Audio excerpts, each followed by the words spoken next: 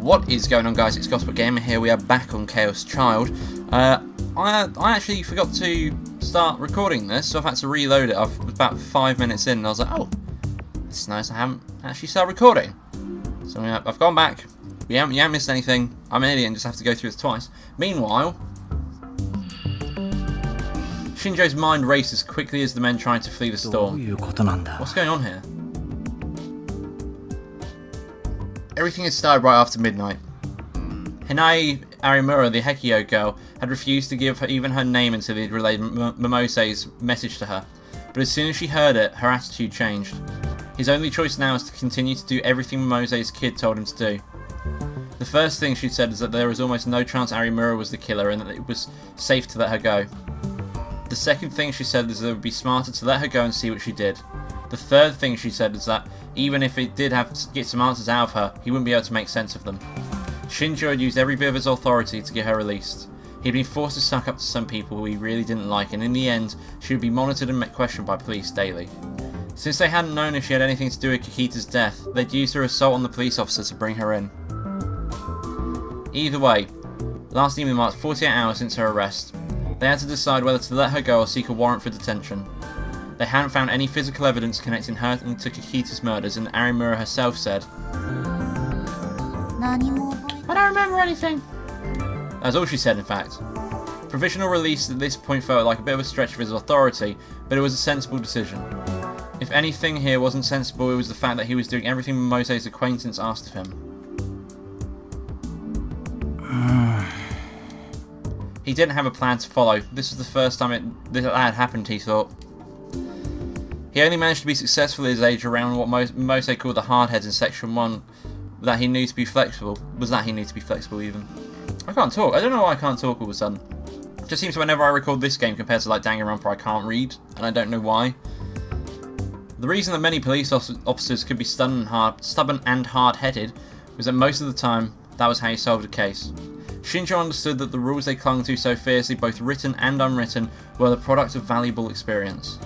But he also understood that the unorthodox methods his senior detective friend had taught him were a weapon in their own right. Even if the higher-ups didn't like him using them, they'd brought him success. One good example was the time profilers had told him that the person behind a string of assaults was a man in his 20s who never left his house. He'd found out that the culprit was actually a runaway girl in her late teens who lived in a net cafe. Not next to a net cafe. He'd matched the internet logs that Section 1 had gathered data about the social safety section, a group that was notoriously bad terms with Section 1. In the end, he cracked the case by logging onto an online game and tracking down several of its players, including the girl behind the attacks. Shinjo was, if nothing else, confident that he was capable of not letting preconceptions keep him from making the best choice. But this time, not only did he not know what was the best choice, he didn't even know if the choices he was making were good or bad. This is just like Momose said it would. If he couldn't change things fast, he might end up getting taken off the case. He looked at his watch and realised something. The man he was waiting for wasn't here. It cost him quite a bit to get permission to show him the crime scene. It was over 30 minutes late. Moses said there was no way I could miss him. He didn't know what he looked like, but there was no way the officer standing guard outside could miss him. Hey, wait, you! He heard a loud voice from the hallway. Shinjo decided that before he let him into the scene, he'd give him a lecture about his tardiness. Oh, it's a woman, mate. Oh shit, it's a woman. Look at his face. I've never spoken to a woman before. Fuck. He stopped, surprised. She does not look like she gives a fuck. A girl? He didn't expect to see what he saw. He convinced himself that anyone weird enough to want to see a crime scene had to be a guy. But she looked like she'd been very pretty with makeup on, even if she wore none now, and a frown was plastered on her face and the long hair was half-heartedly tied behind her back. And she was wearing a white lab coat, but under it was... a uniform? Isn't that... That was a uniform from Hekio Academy, the same school Arimura and the two kids who snuck into the crime scene attended. I mean, it's getting ridiculous how many people from this school are just involved in this shit. I mean, someone's got to, like, think of something. Shinjo motioned to the officer to let her pass and remembered the last name he'd been given by Momose. Are you Kunosato? Yeah. Yeah. I leave it to you. I don't know why I'm doing this voice. I was going to do a weird voice. Yes. I leave it to you all, so don't need my confirmation. Huh? Huh? There's no time to waste, as you know. Yeah. Well, I got a nurse's down cop. Okay, later, Chris. I was on the phone. You don't know that. Thank you anyway. And then she hung up the phone and glared at Shinjo. She showed no sign of apologising for her lateness of walking at the scene of the murder. This was her. It had to be. When he saw how arrogantly she was behaving, he knew immediately that this has to be the Kunosato person that Mose had told him about. He felt a little overwhelmed by her, but he tried to make his voice as strong as he could. Kunosato-san. Are you Kunosato? No, I'm Mose. I figured I'd be ready for anything, but I can't let a young girl into a crime scene. Don't act normal when you're surrounded by things that aren't normal. Didn't she tell you this would get in your way? I don't know why I've given her that voice. It's a stupid one, I thought. Hey. She ignored Shinjo's words and walked right past him. She stepped right on top of a number of plates and forensics are put on the ground to identify the locations of evidence. Then she looked at the blinds placed in the window to stop the media from looking inside and stopped. Shinjo felt himself becoming annoyed at her attitude, particularly what she just said about him in English. Dumb cop or not, you're not going to tell me what... You're going to do what I tell you right now. People think that every corpse is dead. Huh? Huh? You've got ears that can understand English and you don't watch Vincha? She put her hands in the blind that she'd been looking at. What are you doing? I'm asking if you really think the room is the only crime scene in this case. She kept her eyes on the exposed window. As she tossed him a Pokecom, she fished out of her pocket. Shinjo grabbed it without thinking and looked down at it.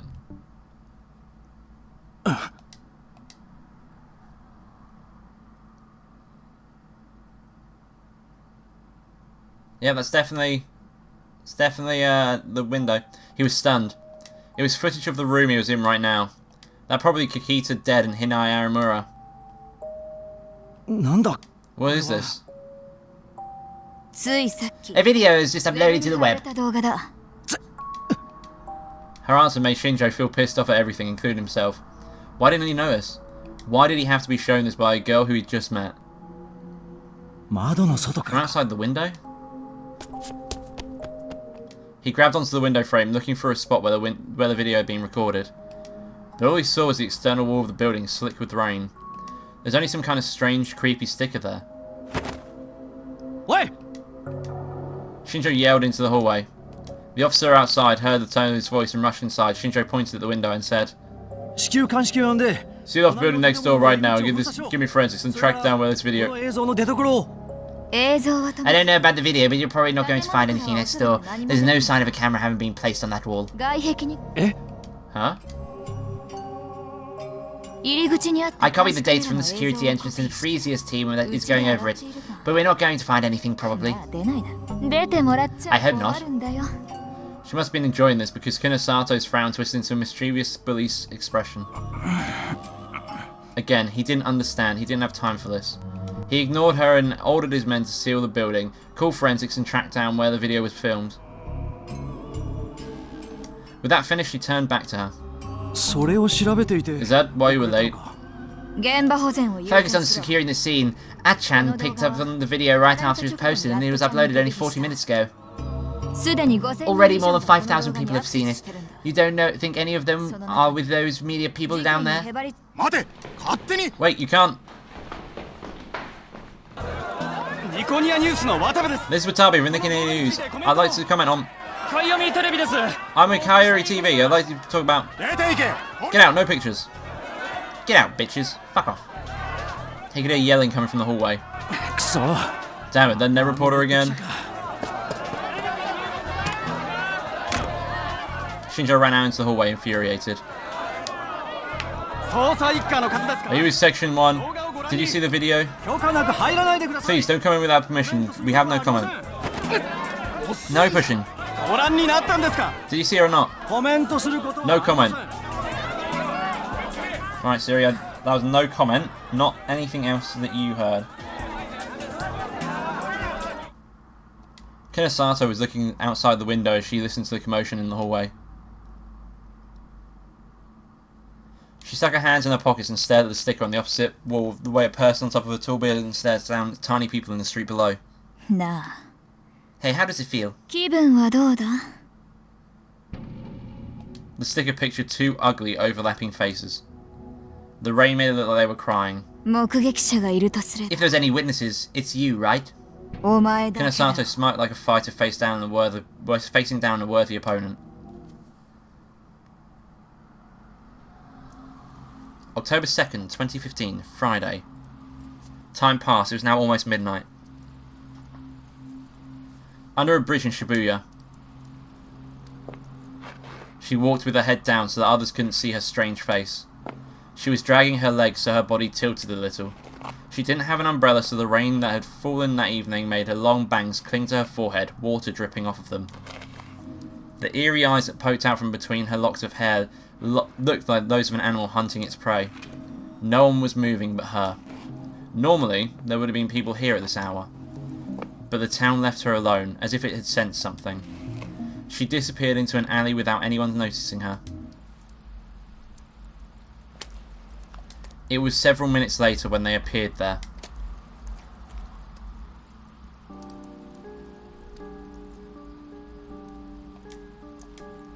A girl less than 10 years old and an old woman well over 70. The old woman might have been blind because she carried a stick and had her hand on the girl's shoulder. And the little girl was carrying something far too big for her tiny frame. Neither of them were carrying umbrellas and both were soaking wet. They walked at a slow pace. Perhaps they knew the path well, or perhaps they simply didn't care because they paid no attention to anything around them. And then, for the first time, the little girl saw something and stopped. The old woman stopped as well, and the only sound in the alley was the sound of the rain. The girl stood there for a full minute. Eventually, she turned her head and led the older woman away. All that was left was the rain. That's a lot of stickers. And the things on the wall.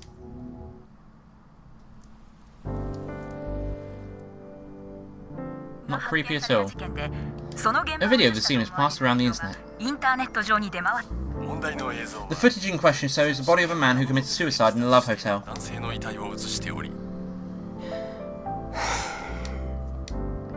It was past midnight. All the news programs that were talking about the video had been uploaded to the internet that afternoon. Since there was a dead body in the video, none of the programs were actually playing it, but the newscasters had all described it. It was as if they were telling people to watch the rest on the web. Which means the people who are just hearing about this now will be looking on the internet, huh? Twitter was the best way to see what people were saying at any given moment. I opened it and took a look. Where can you see that thing they're talking about on the TV? This is getting exciting. Link, hey, blah, blah, blah. I saw it, but I should have known better than to watch it late at night. Someone tell me a funny joke or something. That's about what I expected. Whenever I searched for a keyword related to a case, I found tons of tweets about the video and the news broadcast. The address of any page or aggregator site hosting the video was getting retweeted at an incredible rate. Of course, this was nothing new. @Chan had already been in festival mode since the video had been posted that evening. The video of the aggregator wiki had been quickly deleted, but someone had saved it and uploaded it to a bunch of other sites. Those sites had deleted it too, so others had to repeat the process. After the news, the threads on @Chan had gotten bigger. Revolving Dead, huh? That sounds like it's going to be what they call it. I didn't know who'd come up with that at first with that name, but more and more people on @Chan were using it. It was probably a play on the revolving bed that body had been found on. Since the body had been spinning too, the case was literally about the revolving dead. @Chan, Twitter, and all the aggregated sites and pages dealing with the case were in uproar. I looked around and didn't see any new information. I'd seen it in person myself. I could easily tell when someone was lying or guessing. It's past midnight, what about this? There were no big updates on Shibuya News either. The top of the page was about the uploaded video, but it was basically just a rehash of existing information. I thought with all this fuss she'd be putting on the web radio broadcast, but maybe she was busy. There was nothing about the sumo stickers or Arimura, which made sense I guess. Even Kai wasn't psychic. Only we, the police, knew about Arimura, and only we knew about the stickers. The sumo stickers. Damn it, I've been planning on checking to see if there was a sticker around the scene of leaky noise today. You're gonna be killed, Takuru Miyashiro! Miyashiro Takuru-senpai. I couldn't get those words she whispered out of my head. In the end, it started raining. I'd gone with Ito's plan of trying to get more information about the video and learn more about Arimura. I hadn't made much progress with either. Of course, it surprised me that Kuruzu hadn't said anything. What does she mean I'm going to be killed? The question came back to me again and again for the 100th time, and I still had no answer. What was she warning me about? Why had she told me I was going to be killed? Had I pissed her off somehow? No, it felt more like she was talking about how someone else killing me. And then maybe it didn't matter if she hated me or not. And the timing didn't make sense either. We weren't talking about anything weird, we were just talking about the case. Was she telling me that if I kept looking into this, I would be killed? But that didn't make sense either. The police had ruled the death of Love Hotel a suicide. It was a strange way to kill yourself, sure, and after seeing it I couldn't believe it was simple suicide, but... did that mean Kikita had been murdered after all? Murdered by whoever had tried to come into the room? But the police had told me I'd been mistaken, and Ito had told me I probably couldn't prove it logically. Damn it. It was no good. It didn't make any sense. I was going to be killed? Had I crossed some line? You're going to get killed, Takuru Miyashiro. I tried saying it aloud and shivered a little. Was I scared, or... was I excited? I could feel myself start to laugh. That was fine. That was just fine with me. If I crossed some line, I'd find out what it was. That was the difference between me and those morons on the internet. I could do it. I had lots of clues. The first was Hinai Arimura herself. And then... the sumo stickers. I'd only seen them at 2 of the crime scenes so far, but if I could find one at Leaky Noise 2, I'd have a clue that no one else in the world had. I should go and take a look tomorrow. And then... there was a video they'd gone uploaded to the internet. Who had upped it and why? Huh?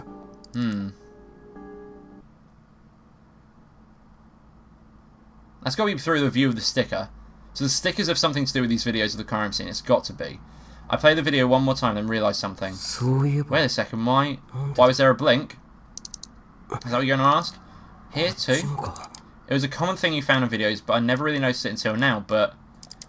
I hadn't seen any comments on the internet saying about it either, but... why did they use this effect? There was some weird start and end to the video. It was on the screen for less than a second, but at the start the image appeared from bottom to top. And then at the end... it went black from top to bottom. Almost like someone was blinking. These weren't particularly unusual effects. The ones at the start was often used in TV shows and movies when a character woke up. Not broke up. Of course, this is when the camera was showing his point of view. The one at the end is often used when a character was falling asleep or just before they passed out. Sometimes you could play both at high speed to make it look like someone was blinking. It was called a wipe, and it was a method that transitioned video from one image to another. Huh? This video is clearly taken next to the Love Hotel and was almost perfectly at eye level. From the distance and angle, that much was clear. I spent so much time looking through the camera that I knew how to judge distance between it and the things it saw. I was sure if I asked the rest of the newspaper club, they'd agree. But the side of the building where this video was taken was a sheer wall. I could see that for myself in the video I'd taken. The only thing I could see outside the window were a wall and the sticker. The uploaded video looked as if it had been taken from someone's eyes. Suddenly, a dumb idea occurred to me. I looked at the picture of the sticker on the wall that I printed out.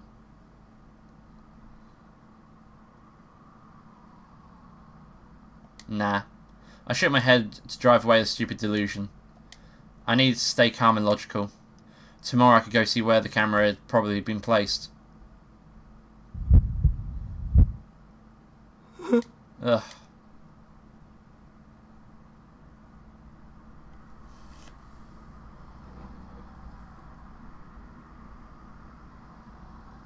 It's clearly got something to do with the eyes for this this thing.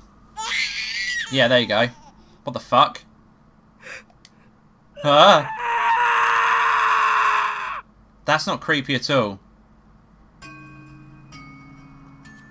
I apologise for being late. The test image is spreading through Shibuya as expected. Continue to monitor the situation, yes. And the target? No issues, there's no sign they know my identity. I'm close enough to kill Takuru Miyashiro at any time. Oh, fuck.